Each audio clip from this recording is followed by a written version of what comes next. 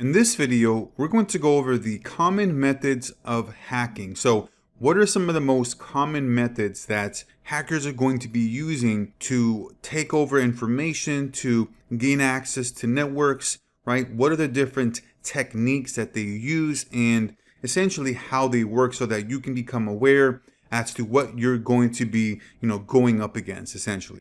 So let's go right ahead and jump in here. Some of the common methods of hacking here we have as a virus or Trojan, and this is essentially a virus within something that you download or install. I don't know if you've ever gone to any type of website that, perhaps had some kind of ad on there or had, let's say like on yahoo.com, they have a lot of those different ads within the actual news section, and you click on them. And a lot of them say like, hey, you've won $10,000 or you've won a prize or whatever that may be. A lot of times, if you click on those, they're actually, unfortunately, have some sort of malware or virus on there. And when you click it, you run the risk of actually clicking on there and then it takes you to another screen and it says, hey, your system has been infected. You need to download this software or you need to buy XYZ software, or else your system will be compromised, whatever. It's essentially where you have a virus type of company out there that is telling you that you have been compromised and you need to pay this money to download this software to actually take off the virus. But in reality, all they're trying to do is take your money. And then phishing here, this is where websites are replicated to enter login information and password, right? This is where information is actually gained to be able to take away access to different websites, different login areas. And then the next one here is eavesdropping. This is where a lot of times, a lot of people think about the government and, what they supposedly are doing. I don't know, right? I don't have the actual information precisely, but a lot of people say or think that they are being watched by Big Brother, whatever that may be, right? But there's a lot of hackers out there that are actually, have the ability to monitor you without you knowing through video, audio, whatever that may be through your specific device. And then fake WAP. This is where you have fake Wi-Fi and essentially get you to sign up to a network and they get access to your data because it looks like you're signing on to a network, but in reality, it's a fake network there. Fake Wi-Fi, and once you sign up, they're getting access to your data. And then we have waterhole attacks, and so this is more on location specific. And then we have the denial of service. This is where we're flooding traffic to crash a specific site.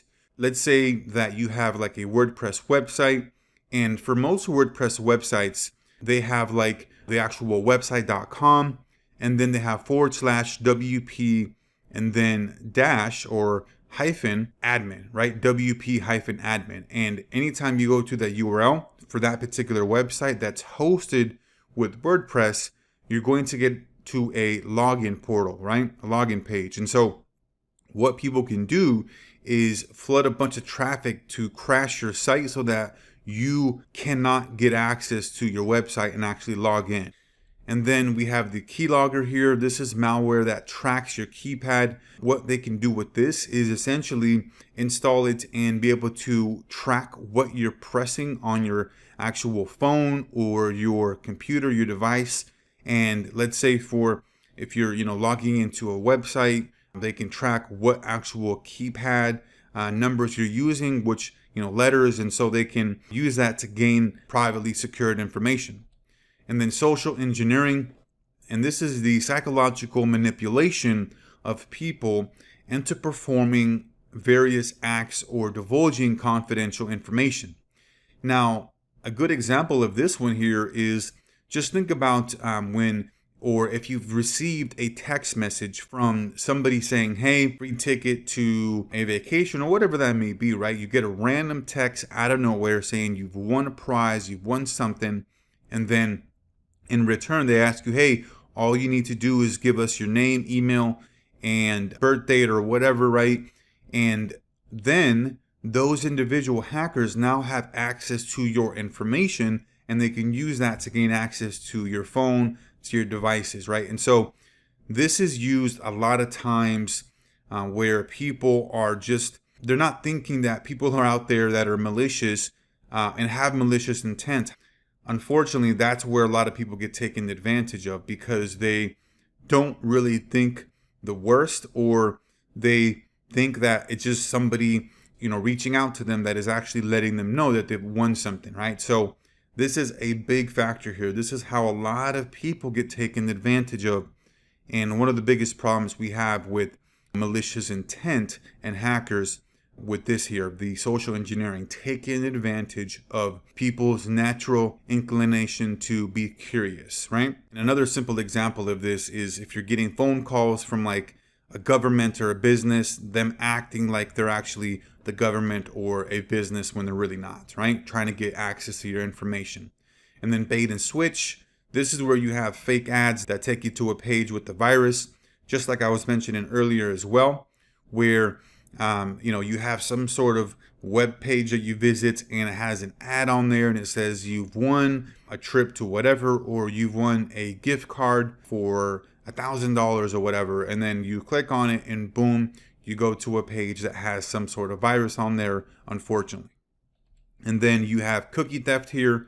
This is where hackers will take cookies off your computer to act like it's you. Now, one of the biggest examples of this is where a lot of people, a lot of hackers, I would say, that use this will typically do it in a malicious manner where they are taking over people's cookies because they're trying to get commission sales from a specific vendor. So for example, with Amazon has cookies if you sign up for them as an affiliate. Let's say you have some sort of blog out there, or somebody has a blog or a website where they promote Amazon products, right?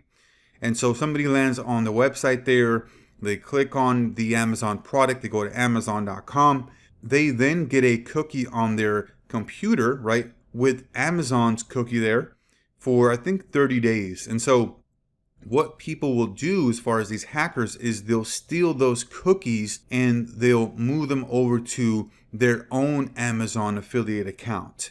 And so now the original individual, that customer to Amazon, is no longer getting their commission because their cookies have been stolen by these hackers. And so now the hackers are getting the commissions instead of the actual initial web page or website blog that actually brought the customer to Amazon. And so these are the most common methods of hacking. That's going to be here for this one, and we'll see you on the next one.